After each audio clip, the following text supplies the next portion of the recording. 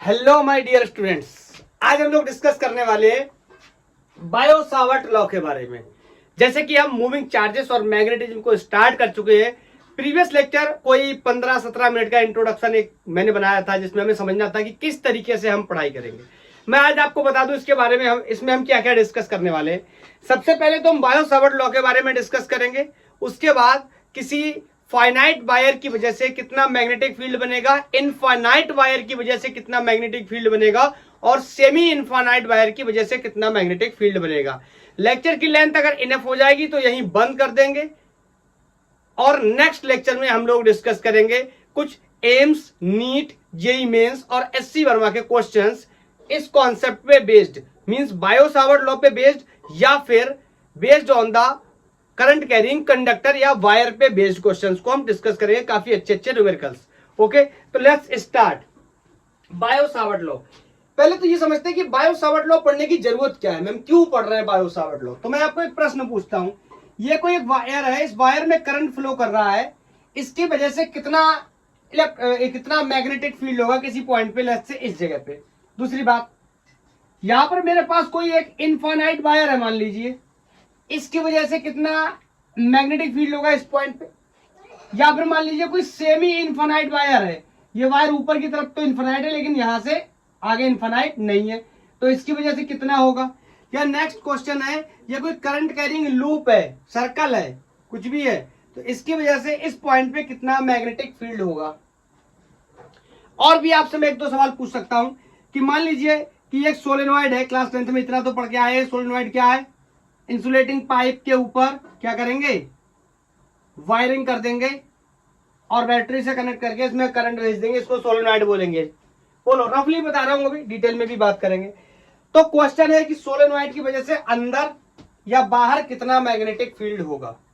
तो इन सब सवालों के जवाब धीरे धीरे हम तलाशेंगे, लेकिन क्वेश्चन है कि इस वायर की वजह से नहीं बता सकता, इसकी वजह से नहीं बता सकता, इसकी वजह से नहीं बता सकता, इसकी वजह से नहीं बता सकता, या फिर इसकी वजह से नहीं बता सकता। हाँ, मेरे पास एक तरीका है, अगर इस वायर को काट लूं मैं डिफरेंशियल लेंथ में, छोटे छोटे पार्ट्स में, इस वायर को काट लूं मैं छोटे छोटे पार्ट्स में, इस वायर को मैं काट लूं इस तरीके से छोटे छोटे पार्ट्स में, सबको काट लूं, उसको भी काट लूं, डीएल लेंथ, यहाँ डीएल लेंथ, यहाँ डीएल लेंथ, छोटे छोटे सेगमेंट्स में काट लूं, इसको भी ऐसे ही बात करते, तो क्या होगा, इस डीएल सेगमेंट की वजह से कितना मैग्नेटिक फील्ड बनेगा इस जगह, कितना मैग्नेटिक फील्ड बनेगा इस जगह, कितना मैग्नेटिक फील्ड बनेगा इस जगह या इस जगह, इन सारी बातों के बारे में हम डिस्कस कर सकते हैं। और इसमें करंट है, इसको हम करंट एलिमेंट के नाम से भी जानेंगे, मतलब जिस डीएल लेंथ में करंट होगा उसे हम करंट एलिमेंट के नाम से भी जानेंगे।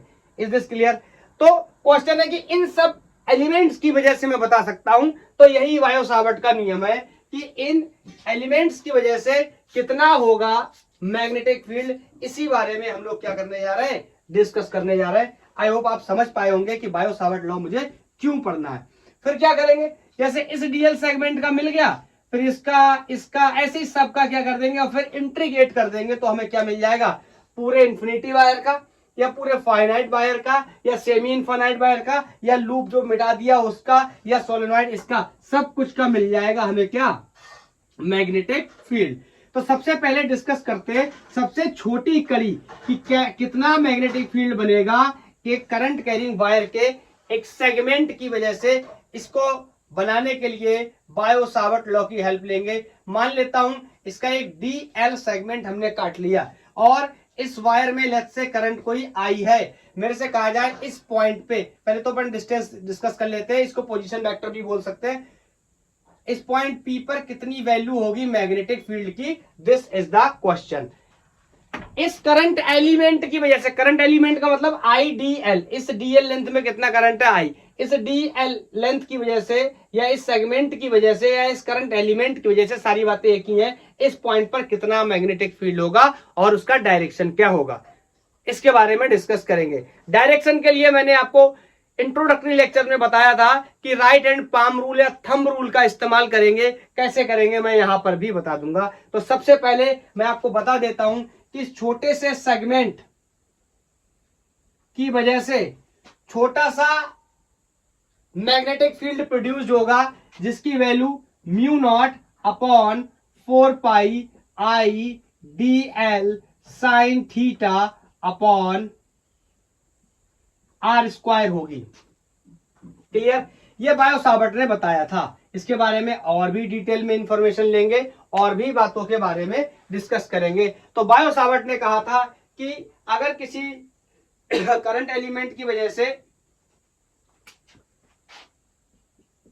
According to Biot Savart magnetic field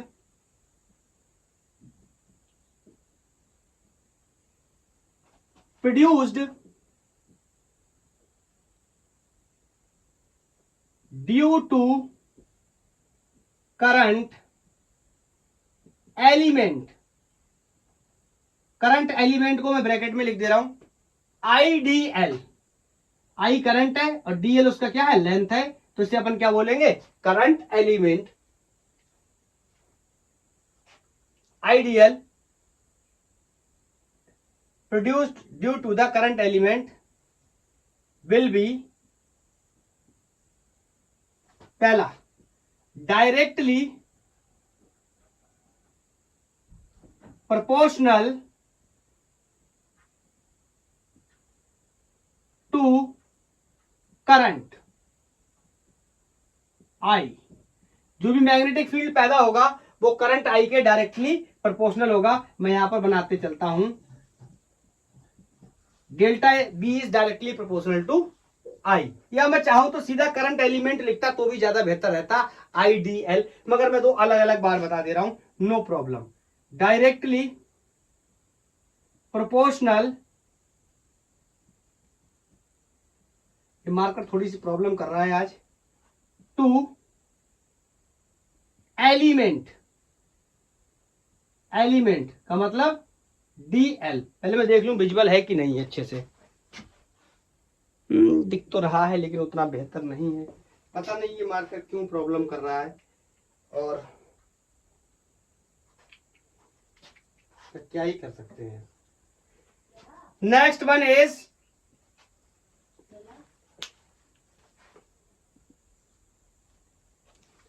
तीसरा directly proportional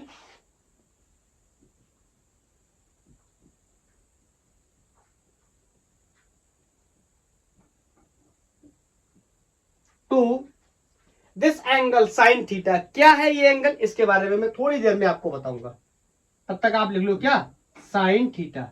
okay, and fourth one is inversely proportional to the square of the distance between current element या from the current element to the finding point, या इसको हम position vector के नाम से भी समझ सकते हैं। तो मैं यहां पे लिख दे रहा हूं इनवर्सली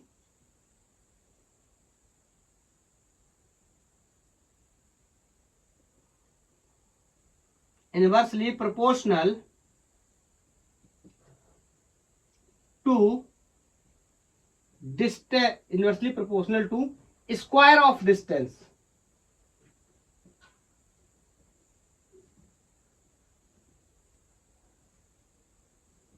square of distance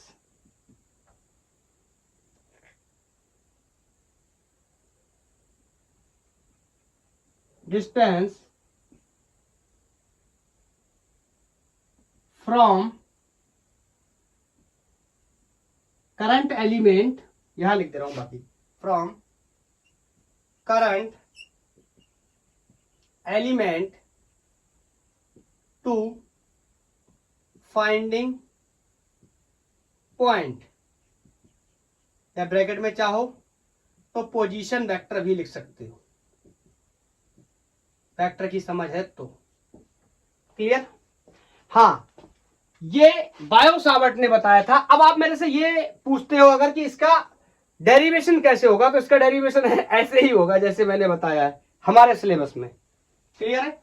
इसको ऐसे ही एक्सप्लेन कर सकते हैं हम। अब मैं इसके बारे में आपको कुछ बातें और इंपॉर्टेंट बातें बताने जा रहा हूं, जैसे ये μ/4π ये क्या है, IDL क्या है, साइन थीटा क्या है, R² क्या है, इनके सबके बारे में मैं कुछ बातें आपको बताने जा रहा हूं। लेकिन ये फॉर्मूला आप याद कर लो, और ये स्केलर में लिखा हुआ है, अभी इसके ऊपर अभी इसमें कोई भी डायरेक्शन नहीं है, मैं आगे इसके बारे में बताने जा रहा हूं आपको। ये पानी डालने के बाद ना आज ही से ट्राई कर रहा हूँ, ये स्प्रे करता हूँ ना, इससे काफी सॉफ्ट तरीके से बोर्ड साफ हो जाता है, वरना साफ करने में बहुत ही ज्यादा हार्ड होता है, ताकत लगानी पड़ती है, और ये जो कपड़ा है ये इस बोर्ड पे घूमता नहीं जल्दी। तो यहाँ पानी लगाने से काफी राहत मिली है, काफी इजी हो गया इसको साफ करना स्प्रे करने की वजह से। लेकिन प्रॉब्लम ये है कि मार्कर दिक्कत करने लगा, पता नहीं इसी वजह से कर रहा है क्या। चलो कोई बात नहीं। अभी हमने डिस्कस किया कि D B is equal to mu naught upon 4 pi I D L sine theta upon R square. ये अगर आप ध्यान से देखो तो इसमें अभी कोई भी डायरेक्शन नहीं है, ये स्केलर फॉर्म लिखा हुआ है, ये स्केलर फॉर्म है। अगर मैं वेक्टर फॉर्म की बात करूं तो D V will be equal to mu naught upon 4 pi is the constant, current scalar quantity. बोलो D L vector cross R vector, या चलो मैं आपसे पूछता हूं, इसको ऐसे ना लिख करके मैं ऐसे ही लिखता हूं, फिर मैं आपसे पूछता हूं, बताओ I D L upon R square. अगर मैं इसको वेक्टर बनाना चाहता हूं तो आपको पता है ये मैग्नीट्यूड लिखा हुआ है, अगर मैं इसमें डायरेक्शन का मल्टीप्लाई कर दूं, सबको पता है एक वेक्टर के अंदर दो चीजें होती हैं, उस वेक्टर का मैग्नीट्यूड और उस वेक्टर की डायरेक्शन। अगर मैं बोलूं ये वेक्टर कोई ए है तो इसके अंदर दो चीजें हैं, magnitude of A and direction of A. इसको रिप्रेजेंट करते हैं किससे, कैप लगा करके। क्लियर। तो यहां पर मैं बोल सकता हूं कि अगर आर कैप का मल्टीप्लाई कर दे पोजीशन वेक्टर का तो इसके अंदर दो चीजें मिल जाएंगी। यहां देखो A vector A cap will be equal to vector of A upon modulus of A.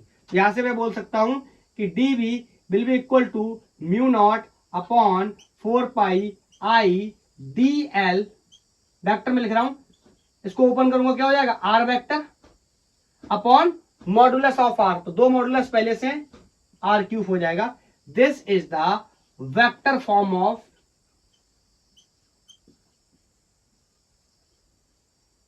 Bio Savart law. Clear, ये वेक्टर फॉर्म हो गया। अब इसके बारे में कुछ चीजों की बात कर लेता हूं, मैं साइड में आपको यहां पर बता देता हूं।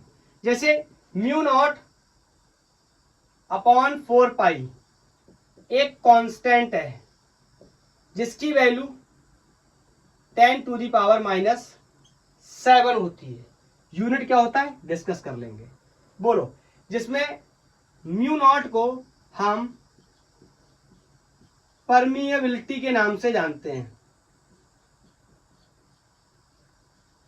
और नॉट लगा हुआ है तो of course permeability of free space के नाम से हम इसे जानते हैं, या वैक्यूम के नाम से भी जानते हैं। क्लियर है, ये छोटी छोटी बातें। हाँ, अगर मैं बात करूं मैग्नेटिक फील्ड का यूनिट क्या होता है, ड्राइव यूनिट तो आप यहां से निकाल सकते हो, लेकिन जो इसका एसआई यूनिट होता है वो निकोला टेस्ला के नाम पे टेस्ला होता है और इसे हम कैपिटल टी से रिप्रेजेंट करते हैं। बोलो क्लियर। ये कैसी क्वांटिटी है, एक वेक्टर क्वांटिटी है। तो आपको पता है वेक्टर क्वांटिटी अगर है तो हमें डायरेक्शन भी चाहिए होगी। डायरेक्शन हम इसकी दो तीन तरीके से निकालेंगे। अगर स्ट्रेट वायर जैसी चीजें हैं तो हम right hand thumb rule palm rule का इस्तेमाल कर सकते हैं, राइट हैंड पाम रूल या राइट हैंड थंब रूल। अगर लूप जैसी सिचुएशन है तो हम स्क्रू रूल का भी यूज कर सकते हैं। बहरहाल screw rule, right hand thumb rule, palm rule तीनों चीजें एक ही हैं, बस अलग अलग यूज करने का तरीका है। कब कहां पर कैसे यूज करेंगे मैं आपको धीरे धीरे सारी चीजों के बारे में बताऊंगा। तो हम कैसे पता कर सकते हैं, we can find direction of magnetic field by the help of right hand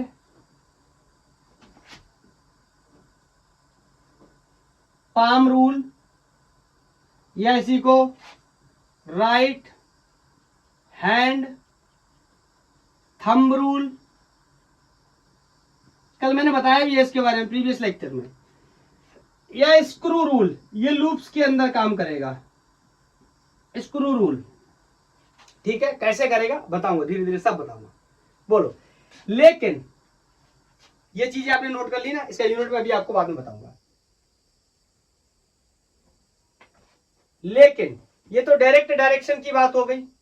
अगर मैथमेटिकल डायरेक्शन को देखना है, मैथमेटिकल डायरेक्शन का क्या मतलब है, अगर orthogonal trade off unit vector के टर्म्स में दिया है क्वांटिटी लाइक आई जे के, बोलो रेक्टेंगुलर कंपोनेंट के फॉर्म में दिया आई जे के फॉर्म में, तो हम कैसे निकालेंगे, means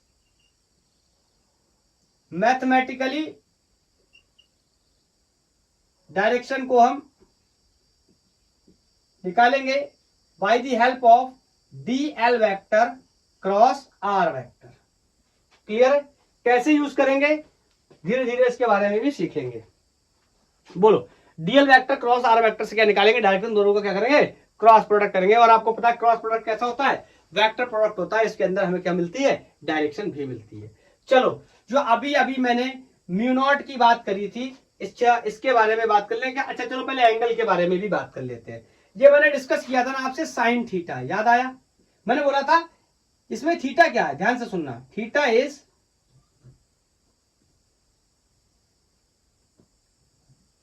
theta is angle between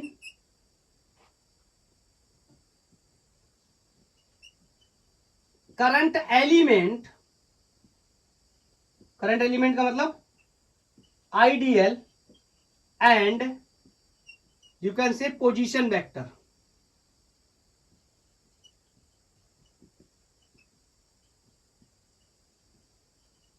बोलो, ठीक है, या आर वेक्टर ऐसे लिख दे रहा हूं, या फिर आर वेक्टर लिख दे रहा हूं, ठीक है। Current element I D L and R vector के बीच का एंगल है। क्लियर। अब बात कर लेते हैं, जो म्यू नॉट अपॉन 4 पाई की वैल्यू निकाली थी, इसका डायमेंशन क्या होगा, म्यू नॉट का यूनिट क्या होगा, डायमेंशन क्या होगा।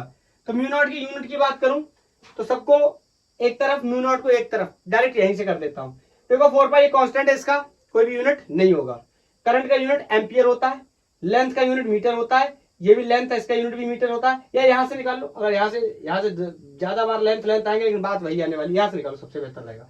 आपको पता है ये कांस्टेंट है, इसका यूनिट नहीं होगा, dimensional less unit less constant है, क्लास 11 में हम लोग डिस्कस कर चुके हैं इसके बारे में। बोलो, एंगल का कोई भी यूनिट नहीं होता, तो यहां से एक बार लिख देता हूं, चलो अच्छा, mu equal to D B R square upon I D L sine theta. चलो 4 पाई को लिख ही देता हूं जब इतना सब कुछ लिखा है तो। अगर इसका यूनिट पता करने की कोशिश करूं, बताओ, मैग्नेटिक फील्ड का यूनिट टेस्ला, आर स्क्वायर मतलब मीटर स्क्वायर, नीचे एक मीटर और भी मौजूद है, मीटर से मीटर मर गया तो टेस्ला मीटर। बोलो, 4 पाई का कोई भी यूनिट नहीं होगा, और एम्पियर। तो मैं कह सकता हूं अभी जो वैल्यू की बात कर रहा था मैं, कि म्यू नॉट की वैल्यू कितनी होती है, म्यू नॉट अपॉन 4 पाई की वैल्यू 10⁻⁻7 टेस्ला मीटर एम्पियर। या फिर म्यू नॉट की वैल्यू कितनी हो जाएगी, यहां से करेंगे तो 4 पाई इंटू 10⁻⁻7। जरूरत पड़ने पे हम इनको न्यूमेरिकली जब हम क्वेश्चन करेंगे तब इसको हम ट्रीट करेंगे। बोलो, क्लियर है। ये छोटी छोटी बेसिक बातें जो मैंने आपको बताई हैं, इनमें किसी व्यक्ति को कोई भी डाउट नहीं होना चाहिए। बोलो, अच्छा मैं आपको एक बात बताता हूं कि राइट हैंड थंब रूल या पाम रूल कैसे यूज करते हैं, थोड़ा सा इसके बारे में बताता हूं। वैसे तो इंट्रोडक्शन लेक्चर में मैंने बताया था, लेकिन फिर भी हो सकता है कुछ लोगों ने ना देखा हो, डायरेक्ट इसको देखने आए हो, तो यहां से मैं आपको बताता हूं। ये डीएल लेंथ है, और बताओ इस डीएल लेंथ से मान लो इस पॉइंट पे कहीं पर मेरे को बताना है मैग्नेटिक फील्ड। तो सबसे पहले तो क्या करेंगे, यहां से एक लाइन बना लेंगे, आर पोजीशन वेक्टर बना लेंगे। अब इस जगह पे मैग्नेटिक फील्ड पता करने के लिए सबसे पहले राइट हैंड पाम रूल वगैरह का यूज करने वाले। मैं आपको सिंपल बताता हूं क्या, आप ना अपने राइट हैंड के हाथ को खोलो और अंगूठे को in the direction of current रखो और उंगलियों की नेचुरल कर्लिंग करो। कहां पर? जिस पॉइंट पर पूछा गया है। आपको दो ही डायरेक्शन मिलेंगी, इधर इनवर्ड या फिर आउटवर्ड, जिस तरीके से ये रखा हुआ है। ये बोलना सही नहीं है। ओके, मैं स्टेटमेंट को चेंज करता हूं कि दो ही डायरेक्शन नहीं मिलेंगे, लेकिन हाँ इस बोर्ड पे अभी इस तरीके से बनाया तो दो ही डायरेक्शन मिलेंगे, या तो अंदर या बाहर। लेकिन ऐसा नहीं होगा कि मैग्नेटिक फील्ड या हमेशा अंदर होगा या हमेशा बाहर होगा, ऐसा कुछ नहीं होगा। मैं आपको दो डिनोशन और बता देता हूं कि अगर इनवर्ड मैग्नेटिक फील्ड है तो मैं उसको क्रॉस से रिप्रेजेंट करूंगा। किसको? इनवर्ड मैग्नेटिक फील्ड को। और अगर ऐसे रिप्रेजेंट कर रहा हूं डॉट से, इसका मतलब ये आउटवर्ड है। किसके? बोर्ड के। Outward magnetic field. तो चलो शुरू करते। बोलो, ये करंट एलिमेंट डायरेक्शन में अंगूठे को कहो करंट की डायरेक्शन में। Put your thumb in the direction of current, natural curling of the finger. बोलो कहां जा रहा है? अंदर की तरफ। मतलब इस पी पॉइंट पे डायरेक्शन क्या आया? अंदर की तरफ। This is palm rule, this is right hand thumb rule. बोलो, अगर मेरे से कहा जाता है यहां पर बताओ, तो देखो इसको समझने की कोशिश करना। मैंने ये वायर लिया, इस वायर में करंट है। आप मान लो ये जो कैप है ये रिप्रेजेंट कर रहा है डायरेक्शन ऑफ करंट को। ठीक है, तो इस साइड तो मैंने देखा अंदर। अब बोलो यहां से घुमा के लाऊंगा ऐसे करके, तो यहां पर कैसा होगा? बाहर की तरफ। तो इस साइड में मैग्नेटिक फील्ड कैसा आ जाएगा? आउटवर्ड। बोलो, क्या करंट की डायरेक्शन चेंज करने पे मैग्नेटिक फील्ड की डायरेक्शन चेंज हो जाएगी? Of course. कैसे? चेक कर लेते एक दो एक्सपेरिमेंट से। ये मैं हटा रहा हूं, ये बेसिक चीजें आपने लिख ली ना। एक दो बार मैं आपको डायरेक्शन थोड़ी सी निकाल के बता देता हूं। जैसे एक दो एक्सपेरिमेंट ले लेते हैं। मान लो ये कोई वायर है, इसमें इस तरीके से करंट है, ये पॉइंट पी है यहां पर बताओ, और ये पॉइंट क्यू है यहां पर बताओ मैग्नेटिक फील्ड। अगर मैं इसी को पलट दूं, आप निकालते रहो तब तक, फिर आप अपना आंसर मैच करा लेना। ये पॉइंट कोई पी है, ये पॉइंट कोई क्यू है, और करंट की डायरेक्शन नीचे की तरफ है। बताओ, दोनों ही केसेस में डिस्कस करो। चलो देखो, put your thumb in the direction of current curling. तो बोलो इस साइड कैसा आ रहा है? अंदर की तरफ। मेरी बात को समझ पा रहे हैं क्या? Put your thumb in the direction of current, natural curling, इस पॉइंट पे अंदर की तरफ। बोलो, इस पॉइंट पे ऐसे जाएगा हाथ, घूम के आएगा, और इस पॉइंट पे ऐसे बाहर की तरफ। तो यहां पर आउटवर्ड मैग्नेटिक फील्ड बन गया। इस पॉइंट पे बात करें तो put your thumb in the direction of current. तो बोलो करंट की डायरेक्शन में कैसे रखूंगा? ऐसे। और इस साइड कैसा बन रहा है? इनवर्ड। और इस साइड कैसा बन रहा है? आउटवर्ड। तो इधर आउटवर्ड हो गया, इधर कैसा हो गया? इनवर्ड हो गया। बोलो, और भी डिस्कस कर ले क्या एक दो? जैसे ये एक वायर है, ये हॉरिजॉन्टल पड़ा है, इसके ऊपर इस तरीके से, इसके अंदर इस तरीके से करंट फ्लो कर रही है। इधर इसमें इस तरीके से मेरे से दो पॉइंट है, ये कोई पॉइंट पी है, ये कोई पॉइंट क्यू है, ये कोई पॉइंट पी है, ये कोई पॉइंट क्यू है। और अपन को बताना है कि क्या कैसी होगी magnetic field at the point P and at the point Q. बोलो, इस वायर की वजह से नहीं बता सकता अभी कितनी होगी, लेकिन डायरेक्शन की बात कर रहा हूं, वायर की वजह से कितनी होगी ये भी डिस्कस कर लेंगे, डोंट वरी। बोलो, तो मैंने यहां पे रखा ऐसे, तो बोलो इधर अंदर की तरफ, और इधर से ऐसे घूम के आएगा तो बाहर की तरफ। मतलब यहां पर इनवर्ड मैग्नेटिक फील्ड और यहां आउटवर्ड। इसके लिए इधर बोलो इनवर्ड, और जब ये इस तरीके से घूम के आएगा तो इधर आउटवर्ड। आई थिंक मैं समझा पाया अपनी बात को। हाँ, एक बात और बता देता हूं।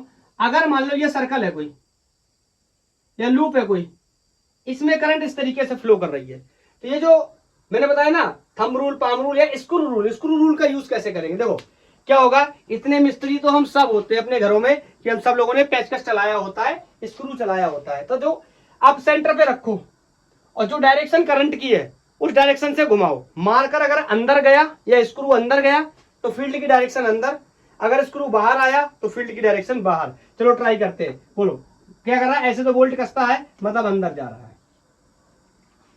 बोलो, अगर मैं इस तरीके से यहां पर बना दूं इसको और इसमें करंट की डायरेक्शन को पलट दूं लाइक दिस, तो अभी यहां पे चेक करेंगे तो बोलो इसकी करंट की डायरेक्शन में घुमाऊं मारकर को, तो बोलो क्या हो रहा है? बाहर आ रहा है। इसका मतलब आउटवर्ड मैग्नेटिक फील्ड है। हाँ, आप ये भी कह सकते हो ये करंट एंटी क्लॉकवाइज है। ऐसी करंट को हम एंटी क्लॉकवाइज करंट भी बोलते हैं, और इसको हम क्लॉकवाइज करंट भी बोलते हैं। तो क्लॉकवाइज करंट कैसी है? अंदर की तरफ फील्ड बना रही है। एंटी क्लॉकवाइज कैसी है? बाहर की तरफ फील्ड बना रही है। क्लियर? आगे चल के मैं आपको ये भी बताऊंगा ये नॉर्थ पोल या साउथ पोल की तरह बिहेव करते हैं, लेकिन ये आगे का क्वेश्चन है, आगे चल के बात करेंगे जब मैग्नेटिक फील्ड लाइन के बारे में डिस्कस कर लेंगे। तो सारी चीजें क्लियर हो गई। हाँ, एक क्वेश्चन ये रह गया कि मैथमेटिकली डीएल क्रॉस आर को हम कैसे सोल्व करेंगे। देखो अभी ये तो वैसे तो जब क्वेश्चन आता उसके माध्यम से समझते तो ज्यादा बेहतर रहता, लेकिन मैं फिर भी आपको बताने की कोशिश करता हूं, समझना कैसे मैं क्या बता रहा हूं। क्या होगा कि बताओ एलिमेंट वायर का पड़ा होगा किसी भी कोऑर्डिनेट में, एक्स एक्सिस में, वाई एक्सिस में, जेड एक्सिस में, किधर भी पड़ा होगा, उसका पोजीशन वेक्टर भी बनाएंगे। मतलब कहीं पर पूछी गई होगी डायरेक्शन किसकी, मैग्नेटिक फील्ड की। एग्जांपल के लिए समझते हैं, मेरी बात को ध्यान से सुनना। जैसे मेरे से बोल रहा है कि ये कोई वायर पड़ा हुआ है इस तरीके से, ठीक, इसका जो एलिमेंट है ये एक्स डायरेक्शन में और लेंथ से इसकी वैल्यू 2 सेंटीमीटर है आई कैप। आई कैप का मतलब समझ गए? आई कैप का मतलब समझ गए? मतलब पॉजिटिव एक्स डायरेक्शन में क्या है,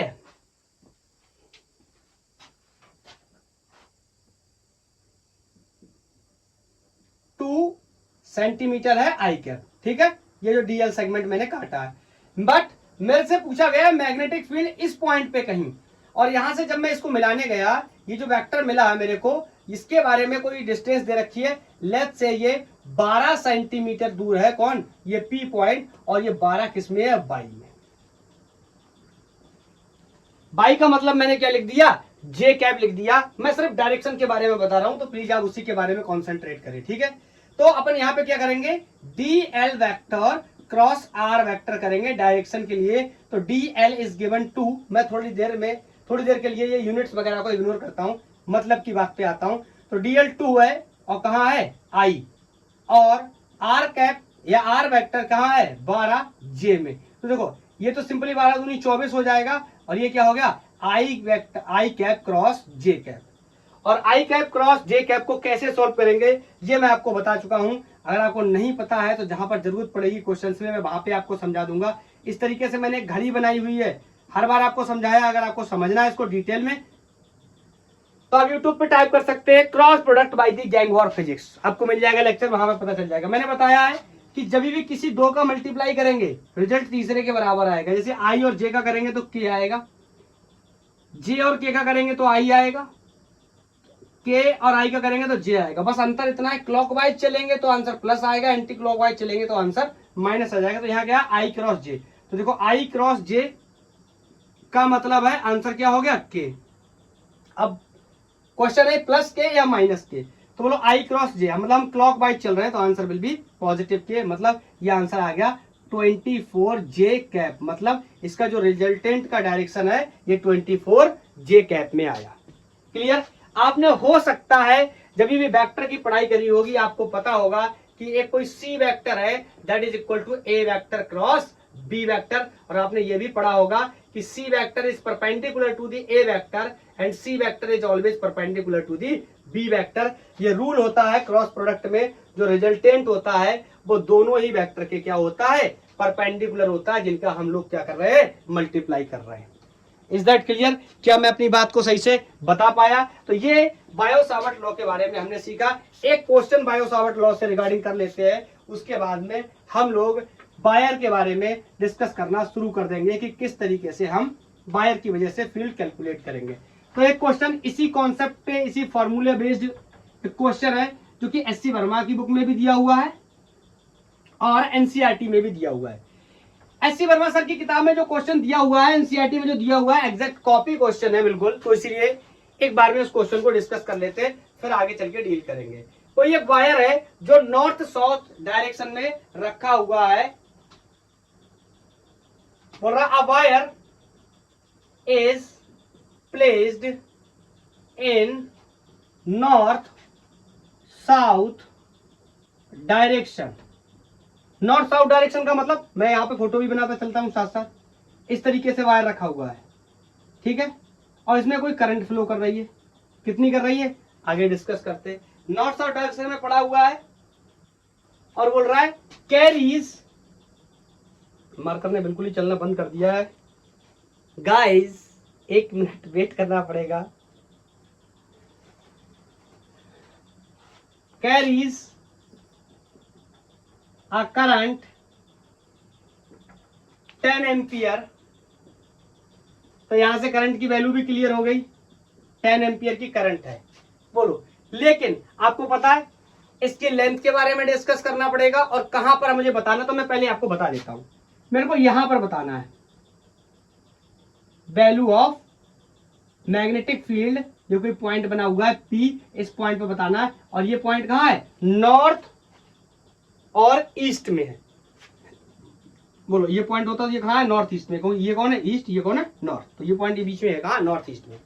क्लियर है? तो ये नॉर्थ ईस्ट में ये पॉइंट दे रखा है। मैं आपको लैंग्वेज के माध्यम से भी समझा देता हूं। 10 ampere from south to north, calculate magnetic field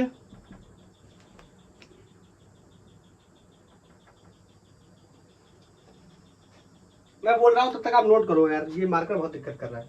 calculate magnetic field या magnitude of magnetic field due to 1 centimetre piece of wire है। देखो इंक भी नहीं ले रहा है। Magnetic field due to 1 centimetre of wire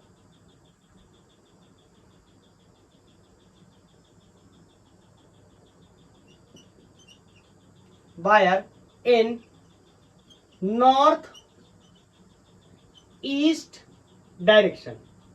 थोड़ा सा मैं आपको बताना चाहता हूं, ठीक है।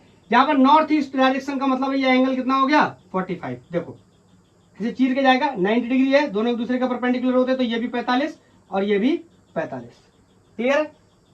1 सेंटीमीटर वायर की वजह से निकालना था, तो इसको सॉल्व करने चले। D B is equal to, direction भी देख लेंगे, mu naught upon 4 pi I D L sine theta upon R square. हाँ, ये आर स्क्वायर रह गया। ये डिस्टेंस यहां से यहां तक कितनी है, ये भी मेरे हिसाब से क्वेश्चन में गिवन होनी चाहिए। और ये distance R equal to 200 centimetre है। क्लियर है?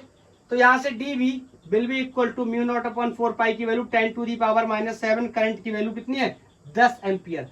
करंट एलिमेंट ये डीएल की वैल्यू 1 सेंटीमीटर दे रखी है, इसको मीटर में कन्वर्ट कर लेंगे। साइन 45 की वैल्यू 1 अपॉन √2 होती है। और आर का मतलब हो गया ये डिस्टेंस, ये सेंटीमीटर में 200 है, तो मीटर में कितना हो जाएगा? 2, और उसका स्क्वायर करेंगे कितना हो जाएगा? 4। तो यहां से डीबी की वैल्यू मेरे को पता चल जाएगी। और ये बहुत ही बेसिक कैलकुलेशन है जिसके माध्यम से मैं बात कर सकता हूं। ये आ जाएगा 1.8 into 10 to the power -9 tesla, solve करने के बाद। बोलो क्लियर? अब नेक्स्ट है कि इसका डायरेक्शन क्या होगा। तो देखो डायरेक्शन इसका पता करने के लिए हम क्या करेंगे?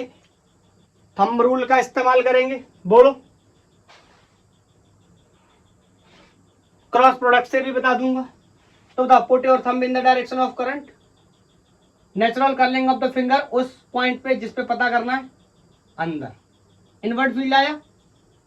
बोलो, मतलब जेड में आया। बोलो, मैथमेटिकल प्रोडक्ट से समझने की कोशिश करें तो डीएल क्रॉस आर। बोलो, आर कहां है? जे में। बोलो, और डीएल सेगमेंट कहां पड़ा हुआ है? जो करंट एलिमेंट है। अच्छा, इससे हम नहीं कर पाएंगे, इससे नहीं कर पाएंगे, वेक्टर में दिया हुआ होता तो कर सकते थे। ठीक है,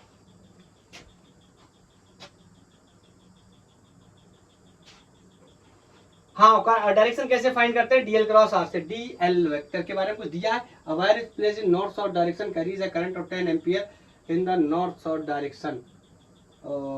दिया तो है, वायर ऊपर की तरफ है, इसका मतलब वायर की जो लेंथ है वो जे में हो जाएगी। और फाइंडिंग पॉइंट 2D में हो रहा है, ये प्रॉब्लम है। चलो, हमने इस रूल से डिस्कस कर लिया। Is that clear?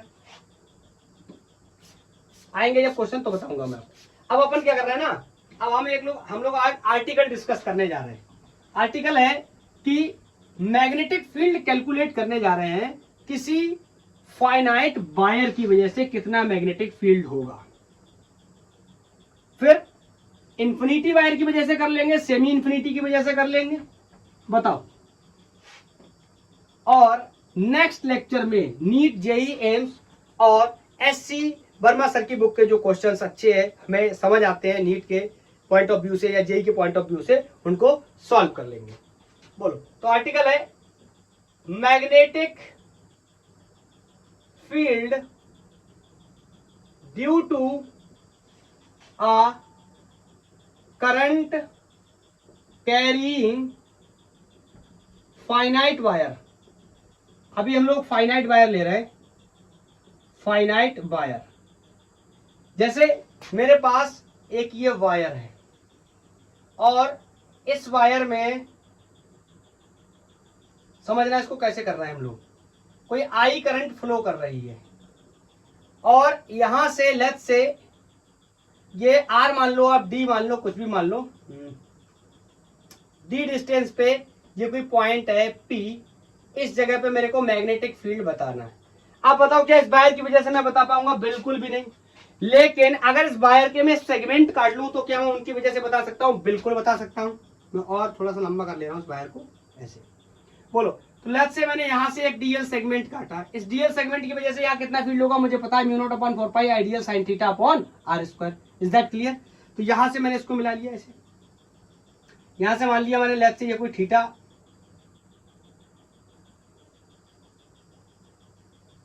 Theta angle बना रहा है, ठीक है, बोलो। ऐसे चाहो तो यहां से भी एक एलिमेंट काट लो, करंट एलिमेंट काट लो, तो यहां पर भी कोई फील्ड बनेगी, बोलो। क्या यहां पर जो मैग्नेटिक फील्ड बन रहा है उसके कंपोनेंट करने पड़ेंगे? सर कोई बात ही नहीं करता कंपोनेंट की, सब लोग आते हैं जोड़ के बता देते हैं। आपने ऐसा क्यों किया? क्योंकि मुझे पता है ऐसी दिक्कत आती है।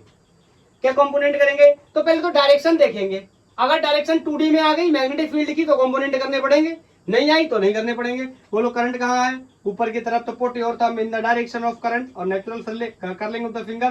बोलो कहाँ आ रही? इनवर्ड फील्ड आ रही है, मतलब एक डायरेक्शन में फील्ड आ रही है, तो कंपोनेंट करने की मेरे को कोई भी रिक्वायरमेंट नहीं है।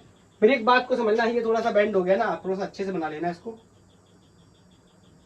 Like this. मेरी यार और तो ये और भी खराब बन गया, ठीक है। ये एंगल अपने को थीटा मान रखा है। हाँ मेरे को एक बात बताओ, मैं अभी आपसे पूछना चाहता हूँ, बाहर तो अभी और भी बचा हुआ है, नीचे ऊपर भी बाहर और बचा हुआ है, तो ये तो घूम सकता है ना, घूमने के लिए फ्री है, मतलब इसमें एंगल के लिए लिमिट लेनी पड़ेगी, आगे चल के मैं आपको बताऊंगा क्यों ऐसा कर रहा हूँ। तो मैं मान ले रहा हूँ ये एंगल कोई -θ2 है, एक्स एक्सिस से नीचे चीज मान रहा हूँ, -θ2 मान ले रहा हूँ, इसको ऊपर की तरफ +θ1 मान ले रहा हूँ, मतलब यहाँ से यहाँ तक घूमेगा। अब ये वैल्यू हमारे लिए क्वेश्चन में अलग अलग एंगल में, अलग अलग क्वेश्चन में अलग अलग एंगल दिए होंगे, कैसे समझते? मैं आपको सबसे पहले ये बताने की कोशिश करता हूं। बताओ इस पॉइंट पे कितना मैग्नेटिक फील्ड बनेगा इस सेगमेंट की वजह से? ये मेरे लिए लिखना बहुत ही आसान है, bye the help of Biot Savart law, mu naught upon 4 pi I D L sine upon distance. चलो एक सेकंड इसको रोक लेता हूं। बताओ डिस्टेंस ये कितनी मान लेता हूं, लेट्स से कोई आर डिस्टेंस, तो यहां पर आर स्क्वायर लिख दूंगा तो कोई बुराई नहीं है। बताओ साइन थीटा, एंगल लेना है मुझे, वेरी इंटरेस्टिंग। और एंगल लेते थे अपन करंट एलिमेंट और फाइंडिंग पॉइंट के बीच का एंगल या पोजीशन वेक्टर के बीच का एंगल, तो ये वाला एंगल ले लूं क्या? नो, ये क्या है? इसके करंट एलिमेंट के बीच का एंगल है ना, करंट एलिमेंट तो कहां रहा है? ये, मतलब ये वाला एंगल मुझे चाहिए, समझे? बुद्धि खोलो बोलो। तो मैं कह सकता हूं कि ये थीटा, ये 90, तो ये 90 माइनस थीटा, इजी। तो value of the angle will be 90 minus theta. आगे चल के अब इसको क्या करेंगे? इंटीग्रेट कर देंगे। क्या इस डीएल की वजह से निकाला है, ऐसे और भी डीएल होंगे, ज्यादा गंदा नहीं करना चाहता मैं, सबको ऐसे DL DL DL DL DL DL DL में काट लूं तो सबकी वजह से निकालने के लिए क्या कर दूंगा? इंटीग्रेट। अब इंटीग्रेट करने के लिए ये देखना जरूरी है कि वेरिएबल कौन है और कांस्टेंट कौन है, तो आगे उसी प्रोसेस में चलते हैं। dv integral of dv will be equal to, देखो mu naught upon 4 pi I D L sine 90 minus theta is cos theta upon R square. आप मेरे को बताओ क्या करंट वेरिएबल है? आप कहोगे नहीं है, एक बार जो वायर में करंट चली गई वही करंट जाने वाली है। मैं आपसे पूछूं क्या डीएल वेरिएबल है? यस डीएल वेरिएबल है। डीएल कभी डीएल डीएल मिलके एल हो जाएगा, कब? जब स्ट्रेट वायर की बात कर रहा हूं। कभी डीएल मिलके कितना हो जाएगा? 2 पाई आर में हो जाएगा, कब? जब मैं सर्कल की बात कर रहा हूं। Is that clear? कुछ लोगों को हो सकता है ये बात ना समझ में आ रही हो, लेकिन ये बहुत ही गहरी बात है। कभी डीएल मिलके क्या हो जाएगा? 2 पाई आर। कभी डीएल मिलके क्या हो जाएगा? एल। तो डीएल क्या है? वेरिएबल। अब नेक्स्ट क्वेश्चन है, क्या आर वेरिएबल है, ये आर भी वेरिएबल है। इस डीएल के लिए ये आर है, इस डीएल के लिए डिफरेंट आर होगा, इस डीएल के लिए डिफरेंट आर होगा, मतलब ये भी वेरिएबल है। नेक्स्ट, क्या एंगल वेरिएबल है? ऑफ कोर्स एंगल तो बिल्कुल साफ साफ दिखाई दे रहा है, इसके लिए कोई एंगल अलग होगा, इस डीएल के लिए अलग होगा। जैसे जैसे नीचे जाएंगे एंगल क्या होगा, बढ़ता चला जाएगा। तो इसका मतलब जो जो कांस्टेंट है उनको बाहर कर लेते हैं और जो वेरिएबल्स हैं उनको अंदर रखने देते हैं और उसके बाद इसका इंटीग्रेशन करने की कोशिश करेंगे। लेकिन मैं आपको जब से पढ़ा रहा हूं तब से मैं आपको यही बताते चला आया हूं कि दो अलग अलग क्वांटिटीज का इंटीग्रेशन नहीं कर सकते, एक ही जैसी क्वांटिटी होनी चाहिए, वेरिएबल भी उसी का होना चाहिए और कांस्टेंट भी उसी के जैसा होना चाहिए। तो देखते हैं क्या जरूरत पड़ने वाली है हमें आगे चल के। तो मेरे को एक बात बताओ, ये तो कांस्टेंट हो गया, बाहर कर लेंगे, नो प्रॉब्लम। अब मेरा सवाल ये है कि आई भी कांस्टेंट है, इसको भी बाहर कर लेंगे। डी एल और कॉस थीटा और ये आर, ये कैसे इंटीग्रेट हो जाएंगे? बिल्कुल भी नहीं होंगे। डीएल क्या है? इस वायर की लेंथ है। कॉस थीटा क्या है? एंगल है। तो बोलो एक लेंथ है, एक एंगल है, तो क्या इंटीग्रेट हो पाएंगे? बिल्कुल भी नहीं हो पाएंगे। तो मुझे इन्हें क्या करना पड़ेगा? कन्वर्ट करना पड़ेगा। So D B can be write mu naught upon 4 pi, I को मैंने बाहर कर लिया, अंदर रह गया कौन? D L cos theta upon R square. Limit भी तभी रखेंगे जब हम डिस्कस कर लेंगे कि वेरिएबल कौन हमारा सेट बैठ रहा है। तो डीएल की वैल्यू और आर की वैल्यू मेरे को निकालनी है। आर की वैल्यू तो बहुत ही आसानी से निकाल सकता हूं, देखो कैसे। ये है आर, ये एंगल है थीटा, और ये वैल्यू क्या है? कोई डी वैल्यू है, मैंने यहां पर लगाया कॉस थीटा। क्या होता है? बेस अपॉन हाइपोटेनस, बेस हो गया डी, हाइपोटेनस हो गया आर, तो यहां से आर की वैल्यू आ गई डी अपॉन कॉस थीटा। ये तो मिल गई, ये रख दूंगा। देखो अब ये जो भी आ रहा है या तो कांस्टेंट के टर्म्स में आ रहा है या वेरिएबल के टर्म्स में आ रहा है, आसान हो जाएगा। डी क्या है? कांस्टेंट, ये वैल्यू चेंज होने वाली नहीं है, डी ये फिक्स रहने वाली है, चाहे इस बार के लिए, इस बार के लिए, इस पॉइंट पे हर जगह क्या होगी? इससे। और कॉस थीटा वेरिएबल आ गया, आराम से काम बन जाएगा। अब नेक्स्ट क्वेश्चन है, मेरे को एल चाहिए कि डी एल चाहिए? डी एल चाहिए, एल नहीं चाहिए। तो मैं इसके लिए अगर आपसे एक बात बोलूं कि यहां पर मैं टेन थीटा का यूज कर लूं, बोलो इसी सेम ट्राइंगल में टेन क्या होता है? Perpendicular upon base. तो बोलो परपेंडिकुलर कौन है? बोलो, ये लेंथ ले रहा हूं मैं कोई एल, इस वायर की ये कोई लेंथ क्या है? एल। तो ये हो गया परपेंडिकुलर, बेस कौन हो गया? डी। तो यहां से चलो इधर कर दे रहा हूं, यहां से एल की वैल्यू आ गई डी टेन थीटा। क्या रख दूं यहां पर? नहीं रख सकता। पूछो क्यों? क्यों? ये एल लेंथ है and this is the differential length. मुझे यहाँ पे डिफरेंशियल चाहिए होगी, तो डिफरेंशियल कैसे निकालूंगा?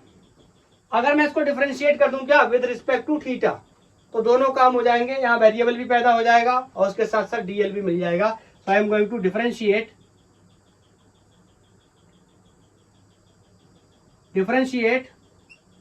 with respect to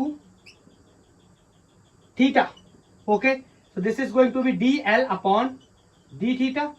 ये d क्या है? कांस्टेंट। d एक जैसा मत समझना, d से d काट दो, कहीं स्क्वायर कर दो। ये डिफरेंशिएशन का d है, ये डिस्टेंस का d है, tan थीटा। और यहां से मैं आगे लिख देता हूं कि dl अपॉन d थीटा, ये d tan थीटा का integration, sorry differentiation sec square theta होता है। ये छोटी छोटी बातें आपको पता होनी चाहिए, नहीं पता तो आप अपने नोट्स में मेंशन कर लो। d over d theta of tan theta is sec square theta.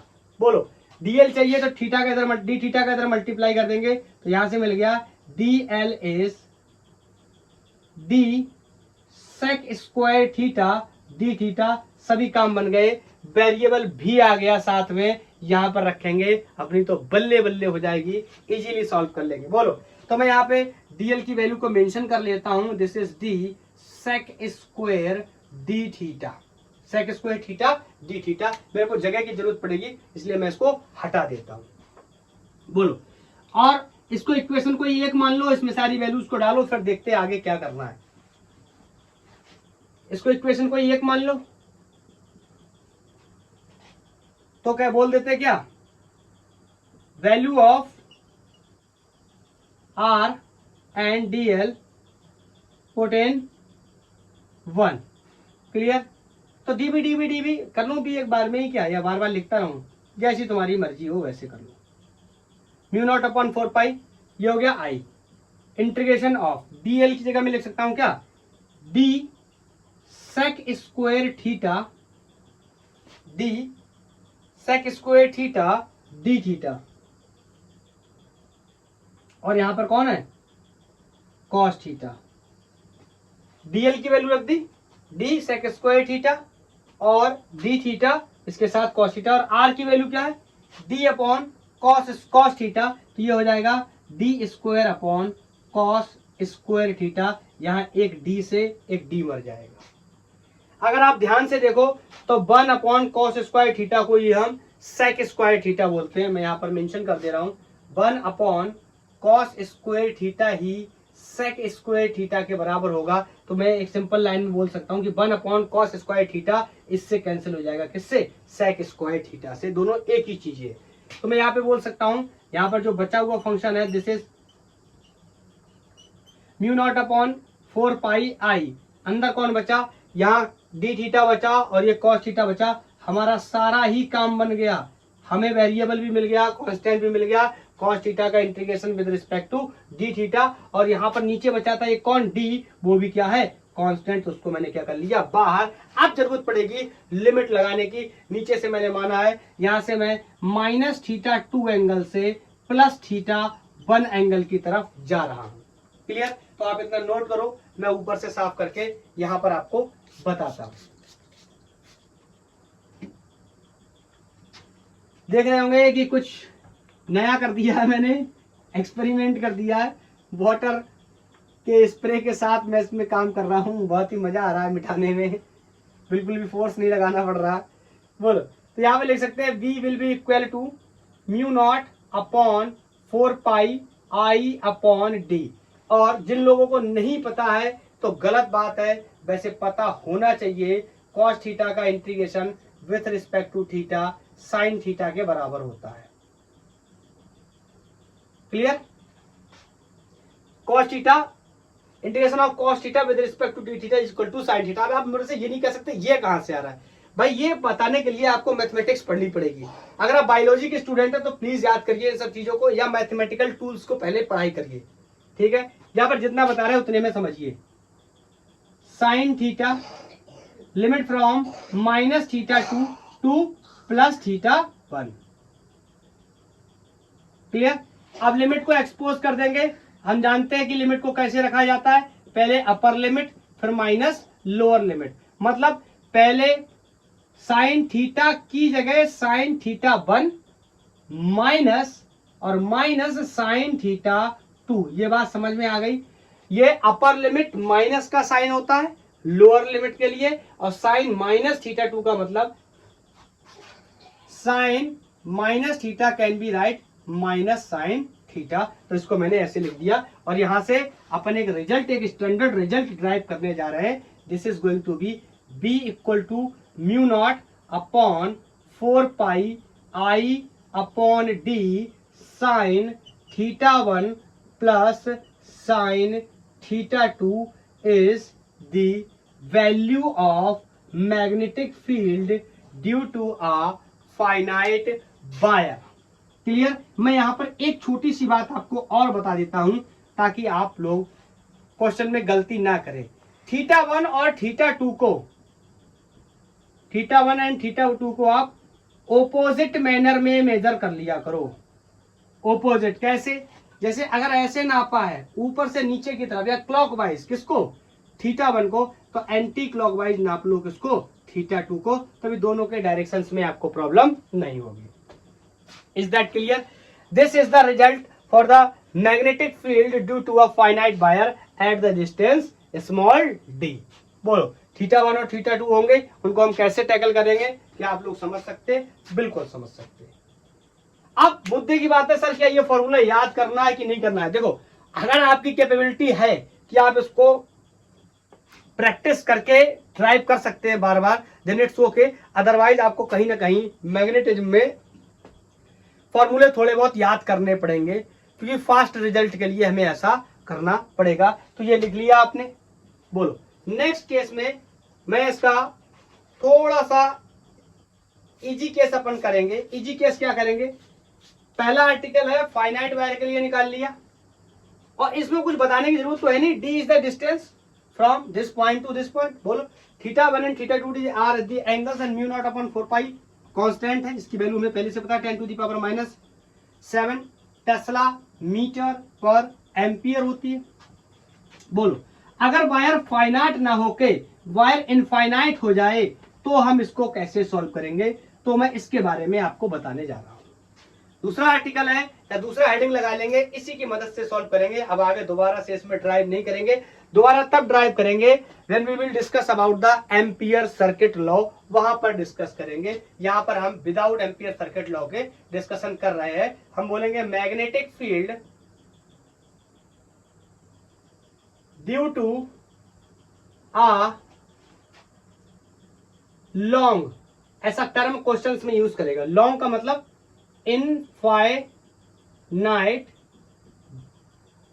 Current carrying wire, current carrying. अरे भैया करंट तो रखना, करंट नहीं रखोगे सारी कहानी पहले ही खराब हो जाएगी। बोलो बिना करंट के कैसे होगा, अगर करंट नहीं होगा तो कंडक्टर नहीं, सॉरी करंट नहीं होगा तो कंडक्टर मैग्नेट नहीं बनेगा, मैग्नेट नहीं बनेगा तो मैग्नेटिक फील्ड कहां से लाएंगे।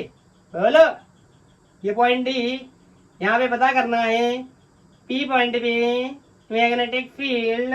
बोलो क्या करेंगे, मेरी बात को ध्यान से समझना यार। वायर ये इन्फिनिटी हो गया, इसका मतलब ये जो एंगल होता था θ1 और ये जो एंगल होता था θ2, ये कितना हो गया। अगर आप ध्यान से समझने की कोशिश करें ना, ये कहानी कुछ ऐसी हो गई। ये पॉइंट यहाँ पे ना, ये वायर कहाँ गया, अरे ना आदि है ना अंत है। इन्फिनिटी का क्या मतलब हुआ कि खत्म ही नहीं हो रहा। तो ये तो मैंने यहां से ऐसे बना दिया है, मेरे को ऐसे बनाना ही नहीं चाहिए था, क्योंकि वायर खत्म नहीं हो रहा। मैं बस आपको इन सब चीजों के माध्यम से बस एक बात बताना चाहता हूं कि θ1 कितना हो जाएगा 90 डिग्री, समझे, और θ2 भी कितना हो जाएगा 90 डिग्री। ये मिला भले ही दिया यहां से, एक्चुअल समझना चाहो तो ये ऐसे हो जाएगा। अगर एक्चुअली मैं बताने की कोशिश करूं तो ये ऐसे हो जाएगा। क्लियर, मीट ही नहीं करेगा, इनफाइनाइट दूर। बोलो तो मैं कह सकता हूं क्या, तो कितना हो जाएगा मैग्नेटिक फील्ड की वैल्यू इस पॉइंट पे, बताओ।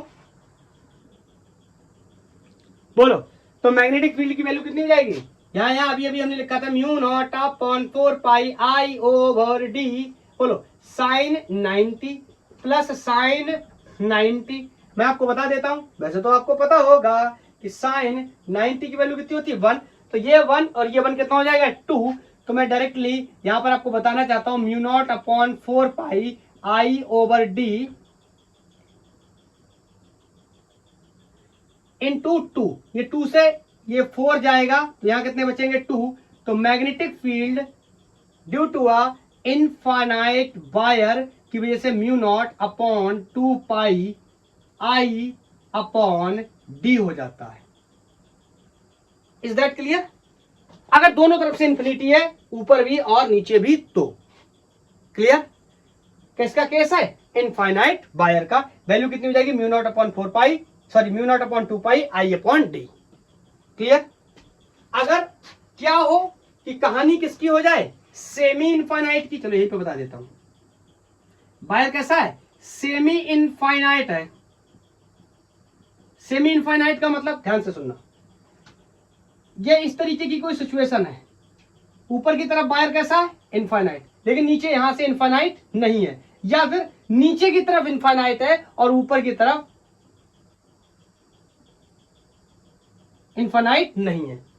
This is the story of semi infinite wire. तो यहां पर अगर आप ध्यान से देखो, जगह चाहिए होगी थोड़ी सी, इसको हटा देता हूं। तो मैं बोल सकता हूं क्या कि सेमी इनफाइनाइट, इधर यहीं से लिख देता हूं, सेमी इनफाइनाइट मतलब कुछ ऐसी स्थिति, ठीक है, या फिर